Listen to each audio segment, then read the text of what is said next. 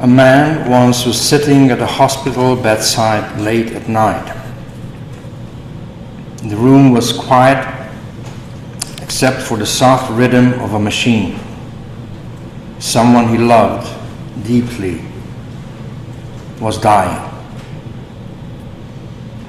He didn't know what to say.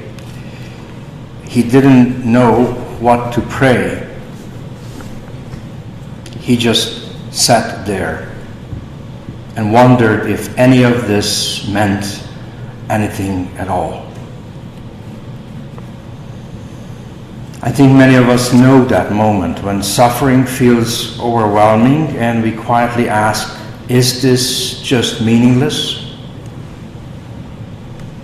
And this question brings us very close to Good Friday. In John's Passion story, chapter 18 and 19, we see something striking. Jesus is not only rejected by individuals, that is denied, betrayed, and forsaken, but he is crushed by a whole system. A system operated by human beings, that is. Now in this world, religion and politics, in the modern world at least, they're separate. Or at least we're trying to separate them in the Western part of the world. But in the times of Jesus, religion and politics were not separate. The religious authorities and the Roman power were closely intertwined. And in this moment, they worked together, however uneasily, to bring about the death of an innocent man. The official charge is that Jesus claimed to be King of the Jews.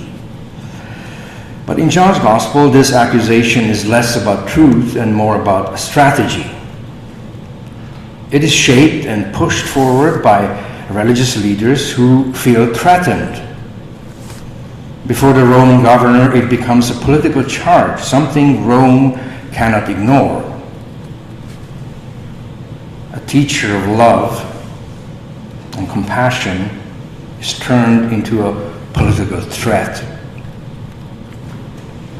And so Jesus stands before Pilate, misunderstood, misrepresented, and alone. And here's something else we see, not only in the story of Jesus, but in our own world too. It does not take much wisdom or even much power to destroy. Human beings have become very skilled at that. The powers of this world know very well how to break things, to destroy lives, communities, even whole societies. We see it in wars, in violence, in the slow erosion of trust and truth. Destruction, in a tragic way, is easy. But creation,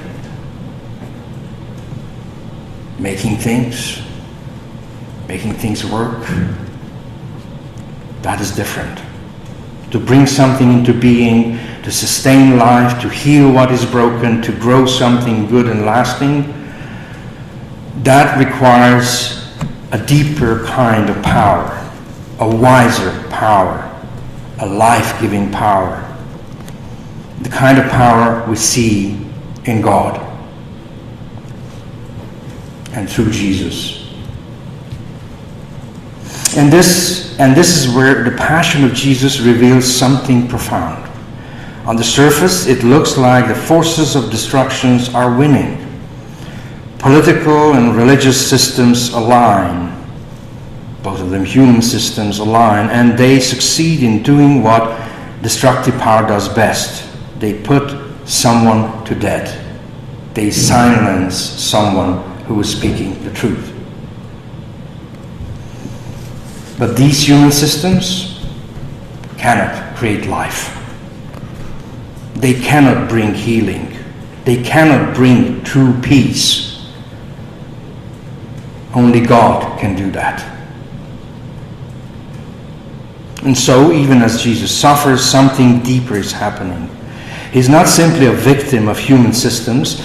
He's revealing a different kind of power, the power of self-giving love, a power that does not destroy but transforms, a power that will in time overcome even death itself. Perhaps that is why Good Friday is not only a story of tragedy, but also a quiet kind of good news. Because it tells us that suffering, human suffering, is not meaningless. Jesus enters fully into the darkest parts of human experience: betrayal, injustice, pain, abandonment.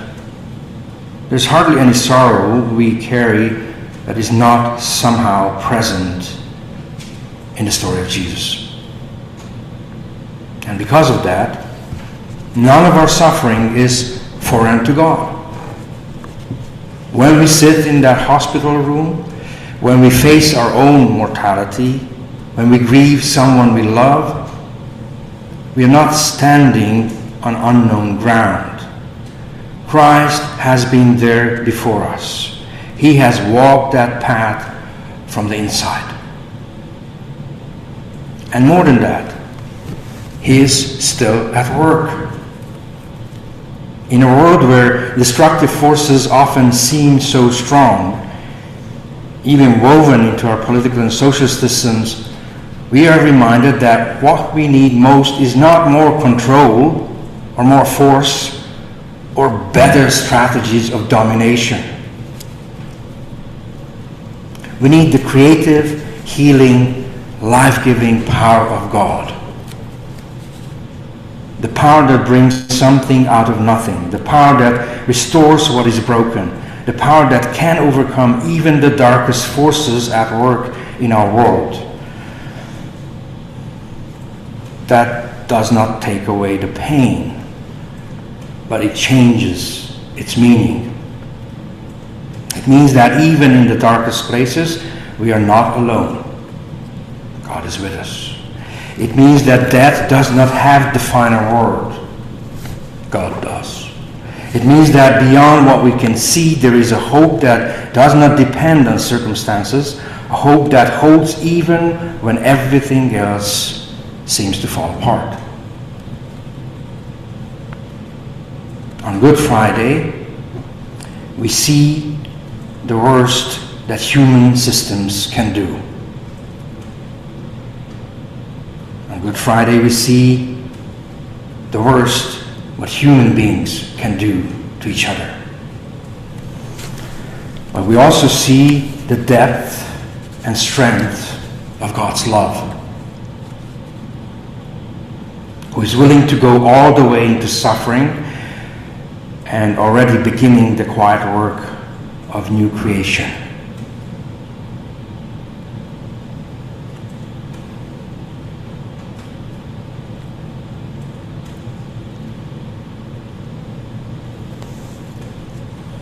Amen.